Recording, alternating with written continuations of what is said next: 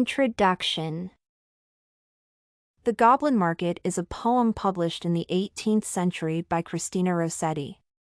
The poem unfolds the story of two sisters, Laura and Lizzie, who enter the Goblin Market when men are selling their fruits in the streets. The fruits represent sexual activities advertised by the merchants in the market. The two sisters, though they hold themselves at first, are tempted to taste the berries which the writer describes as forbidden. Laura falls for temptation, while Lizzie does not. This poem brings out various aspects of society. This work intends to highlight sexuality and feminism in the book. Feminism. Feminism is pictured throughout the poem. In a normal society, women tempt men sexually, while in this poem, it is the men seducing ladies. The verse reveals power reversal, where women decide whether they want to lay with the man. The story was written in the 18th century when it was unheard of for men to be in the streets offering sexual services. The poem also showed the strength of a woman when Lizzie resisted the fruits of the goblin men. The author portrayed her as strong and a hero. She later saved her sister, who had fallen for the temptation. Additionally, the writer mentioned the forbidden fruit connected to Adam and Eve in the Bible and illustrated gender role reversal. Rossetti depicted the women as beautiful who were not the temptresses, not looking to be saved by men, but they were the protagonist. The poem illustrated a story written by a woman to empower women and to show that women can possess power just like men in a time and place where females were not seen as equals to males. Sexuality. Sexuality is visible throughout the poem. It is majorly about sexual expressions, actions, and consequences. The writer used the fruit as a symbol of male genitalia. Goblin was a heterosexual community with many relationships happening between men and women.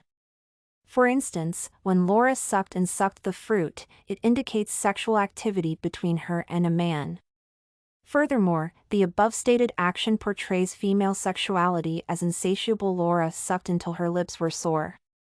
The author also illustrated male prostitution where men in the town sold fruits, which earned the poem its name. Goblin Market, where sexual services were exchanged. Women were required to pay for the services, as Laura argues that she does not have a coin and pays through her golden lock. Moreover, the author indicated overindulgence in sexual activities.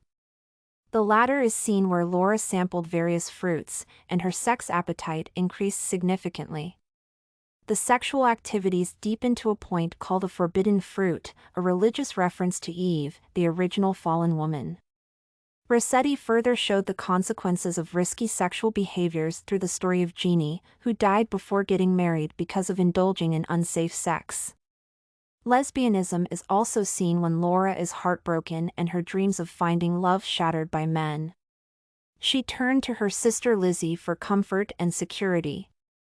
The two, in turn, formed an incestuous bond which Rossetti's vivid images described.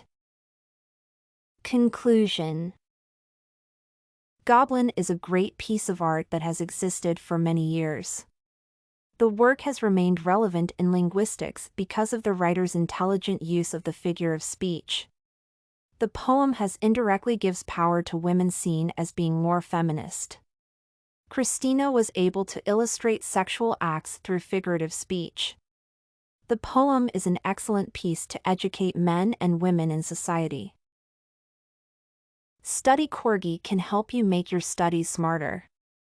Visit studycorgi.com for more samples like this, study tips, and writing tools.